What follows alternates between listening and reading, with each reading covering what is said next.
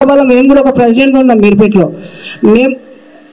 మీర్పేటలో మేము కూడా మహాసభలో ఇప్పుడు మీర్పేట అధ్యక్షునిగా ఉన్నాం.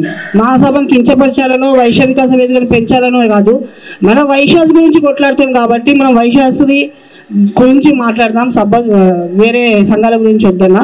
మీరు మంచి సందేశం అయితే పాస్ చేసిండు. ఇంకెవరైనా మాట్లాడాలంటే రావచ్చు. వైశ్య సోదరులందరికీ నా హృదయపూర్వక నమస్కారములు తెలియజేస్తూ, ఇది వైశ్య కార్పొరేషన్ గురించి మాత్రమే అందరూ గ్రహించాలి.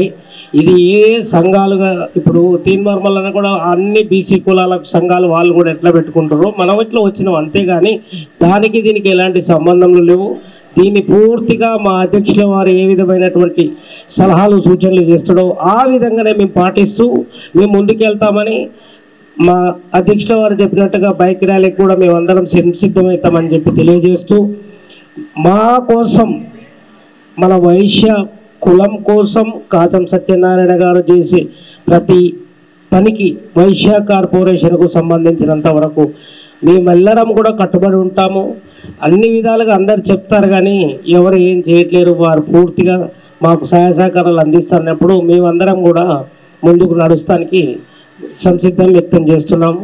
నాకు ఈ అవకాశం ఇచ్చిన పెద్దలందరికీ ధన్యవాదాలు. కాతం సత్యనారాయణ గారికి ప్రత్యేక ధన్యవాదాలు.